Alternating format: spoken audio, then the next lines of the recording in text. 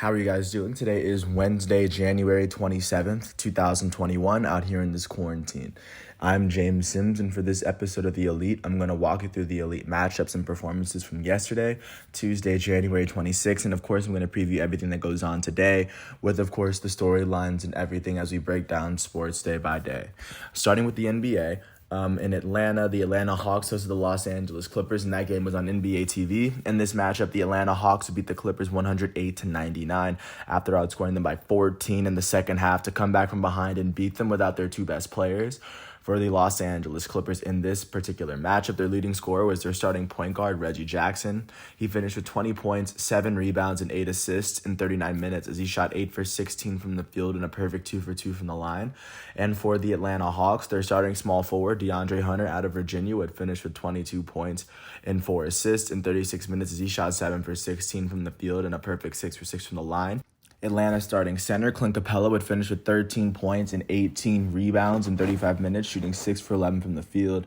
And the Atlanta Hawks' leading scorer would be their elite point guard, Trae Young, who finished with 38 points and 3 rebounds and 5 assists in 36 minutes. He shot 12 for 23 from the field, 3 for 7 from 3, and a perfect 11 for 11 from the line. With this win, the Atlanta Hawks are 9-8, sitting with the 6th best record in the East. And with this loss, the Los Angeles Clippers are 13-5, sitting with the 3rd best record in the West right now. Looking out to Houston, the Houston Rockets took on the Washington Wizards at home, and they were able to beat them 107-88 after pretty much taking over, after coming back after the first quarter and then just taking over the lead and running away with it and not looking back. For the Washington Wizards in this matchup, their elite starting point guard, Russell Westbrook, would finish with 19 points, 11 rebounds, and 7 assists against his former team, as he shot 7 for 17 from the field, 1 for 4 from 3, and 4 for 8 from the free throw line in 28 minutes, also turning the ball over 6 times. The leading scorer for the Washington Wizards would be their elite shooting guard, Bradley Beal, who finished with 33 points, 5 rebounds, and 4 assists in 35 minutes as he shot 12 for 28 from the field, 1 for 5 from 3, and a perfect 8 for 8 from the line. For the hometown Houston Rockets, off the bench, their shooting guard, Eric Gordon, would finish with 20 points in 29 minutes, shooting 6 for 13 from the field and 6 for 7 from the line. Their starting shooting guard, Victor Oladipo, would finish with 20 points and 5 rebounds in 37 minutes, shooting 7 for 21 from the field. Houston starting center, DeMarcus Cousins, would finish with 19 points, 11 rebounds, and 5 steals in 33 minutes as he shot 6 for 11 from the field, 4 for 8 from 3.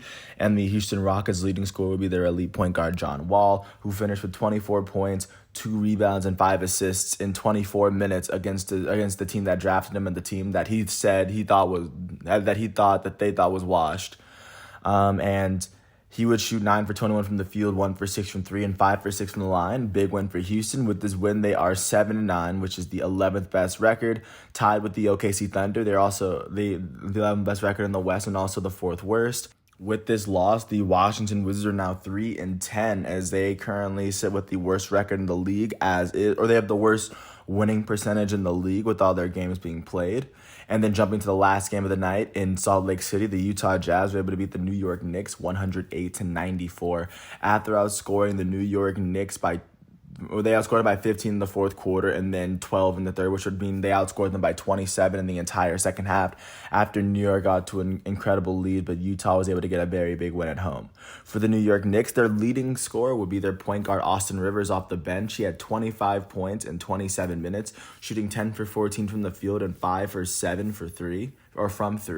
And then for the Utah Jazz, their elite starting center, Rudy Gobert, would finish with 18 points, 19 rebounds, and 2 assists, as well as 4 blocks in 32 minutes as he shot 8 for 13 from the field and 2 for 2 from the free throw line. And the Utah Jazz leading scorer would be their starting power forward, Royce O'Neal, who had 20 points and 6 rebounds in 35 minutes, shooting 7 for 12 from the field and 4 for 5 from the line. And also for the Jazz, their elite shooting guard, Donovan Mitchell, would finish with 9 points and 8 rebounds and 3 assists in 34 minutes as he shot 3 for 15 from the field, 2 for 9 from 3, and 1 for 2 from the line. With this win, the Utah Jazz are 13-4 as they are now half a game ahead of the Clippers and half a game behind the Los Angeles Lakers in the West. And with this loss, the New York Knicks are 8-11, which is the 9th best record in the East as it currently stands. And then with that said, looking forward to what's going on today, starting off with the mainstream matchups. It is Wednesday, so of course there will be games on ESPN. The first game that will be on ESPN will be at 7:30 as the Philadelphia 76ers, I believe the top team in the East, are going to face off against the Los Angeles Lakers, the top team in the West. I think this is the first matchup of two top teams in the league this season, so this will be a very good one to look out for. And then following that one, it's going to be the Golden State Warriors hosting the Minnesota Timberwolves. A good amount of players on both teams that have been on the other team, so you're going to see Andrew Wiggins facing off against the Timberwolves, the team that drafted him. D'Angelo Russell playing against the Warriors, the team that he played half a season for. So that's what that's going to be looking like. And outside of those games, at 7 o'clock, the Pacers are going to host the Hornets. The Hornets are going to host the Pacers, I'm sorry. The Cavaliers are going to host the Pistons. The Magic are going to host the Kings as well. At 7:30, the Hawks are going to host the Nets. The Heat are going to host the Nuggets. And the Raptors are going to host the Bucks in Tampa. And at 8:30, the Spurs are going to host the Celtics. At 9 o'clock, the Pelicans are going to host the Wizards. The Suns are going to host the Thunder. And the Jazz are going to host the Mavericks. In addition to the other games, the Bulls-Grizzlies game did get postponed for COVID reasons. And that's what the NBA is looking like as of right now. But that's professional basketball. Jump into college basketball. Starting in Austin, the Texas Longhorns, the 5th-ranked Texas Longhorns hosted their Red River rivals, 24th ranked Oklahoma, and the Sooners were able to beat the Longhorns 80-79 after having a big lead after outscoring Texas by 9 in the first half. Texas tried to come back, but it just wasn't enough. For Oklahoma, their guard Austin Reeves would lead the way in scoring as he had 23 points. With this win, Oklahoma is 10-4. They are 6-3 in the Big 12. With this loss, Texas is 11-3 as they are 5-2 in the Big 12. Also, 9th-ranked Alabama hosted unranked Kentucky. One of the few times you'll see a ranked Alabama basketball team and an unranked Kentucky basketball team. And then Alabama was able to beat Kentucky pretty handily, 70-59, outscoring them by 8 in the second half to kind of increase their 3-point halftime lead. Behind Herbert Jones is 13 points, 9 rebounds, and 8 assists. With this win, Alabama is 14-3 as they are 9-0 in the SEC. And with this loss, Kentucky is 5-0 as they drop to 4-4 in the SEC.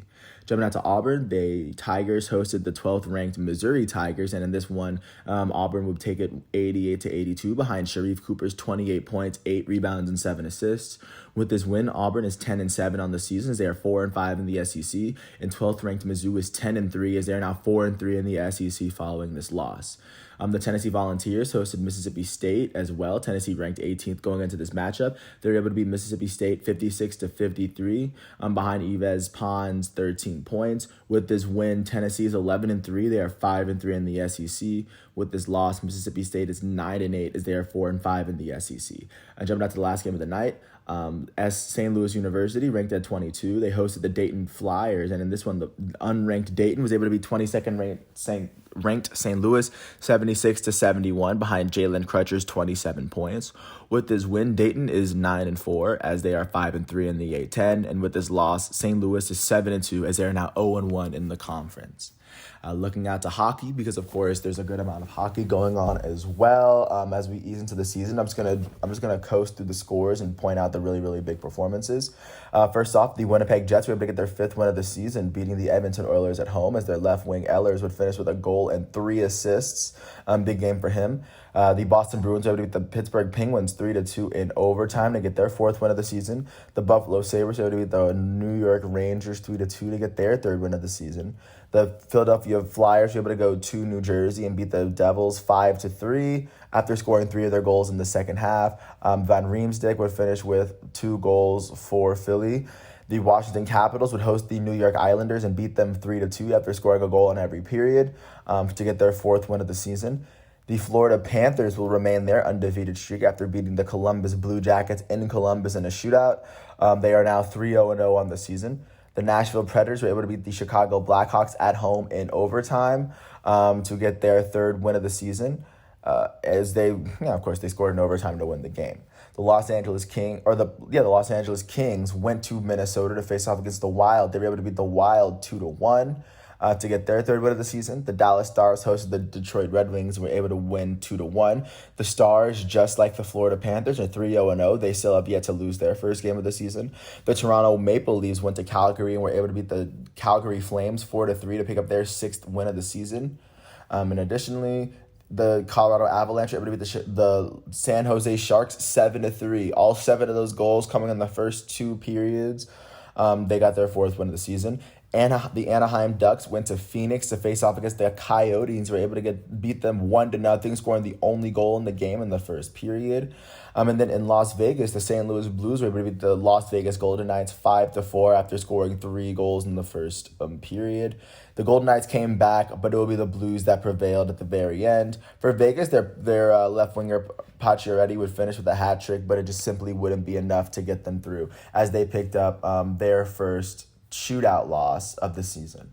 Looking at what's going on today, looking at there's only 2 matchups being played today. At 7:30, the Nashville Predators are going to host the Chicago Blackhawks on NBC Sports Network. And at 8 o'clock, the Vancouver Canucks are going to host the Ottawa Senators. And then last but not least, looking out to what's going on with soccer, starting with yesterday's performances because it was Tuesday, and there's no Champions League, so there are league games being played in the middle of the week. In the Premier League, Arsenal was able to beat Southampton 3-1 to move up in the table. They're currently sitting 8th as they sit 11 points behind first place Manchester City, as hopefully their season's looking a little bit up following their not so great start. Manchester City was able to beat West Bromwich 5-0. Their last goal would come from their elite English forward Raheem Sterling in the second half, as they're already leading by 4 in the first half. The 5th goal in the second half was the cherry on top. And with this win, Manchester City have overtaken Manchester United for the first time this season for the best record in the Premier League. And going forward, it looks as though Manchester City is looking like a very, very strong side. So congratulations for them for making it all the way to the top. I mean, this is the first time all season, and it took them 19 weeks to do so. Also, in the Italian Coppa Italia, I probably saw one of the best games ever beginning to end, just storyline-wise. It was AC Milan versus AC Milan, 2 teams in the same city. They're the top 2 teams in the Serie A, by the way. In the first half, AC Milan's only goal would come from their elite their elite Swedish strikers, Zlatan Ibrahimovic, in the 31st minute. Towards the end of the first half, Zlatan would get into a bit of a skirmish with the elite Belgian striker for Inter Milan, Romelu Lukaku. This would lead into an almost brawl, and they'd have some words for each other going into the locker room at halftime, and both players would get yellow carded. In the second half, in about the 58th minute, Zlatan would get red carded. He would pick up a second yellow card. He would get thrown from the match. And while up 1-0, AC Milan was playing with 1 less player. In the 71st minute, Romelu Lukaku, the elite Belgian striker for Inter Milan, would score the penalty kick to tie the game up at 1. And then in the 97th minute, which is still in regular time, they had 10 extra minutes because one of the refs he had a cramp. Christian Eriksen in this matchup would score the set piece on the 97th minute to push Inter Milan through to the next round. Big win for Inter Milan as they were able to win over their hometown rivals.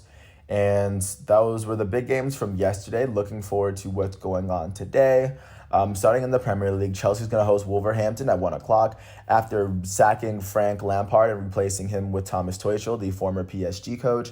Chelsea's currently sitting 10th in the league right now. A win could see them move up to possibly 8th, see them overtake Arsenal, or even could see them overtake Everton right on top of them.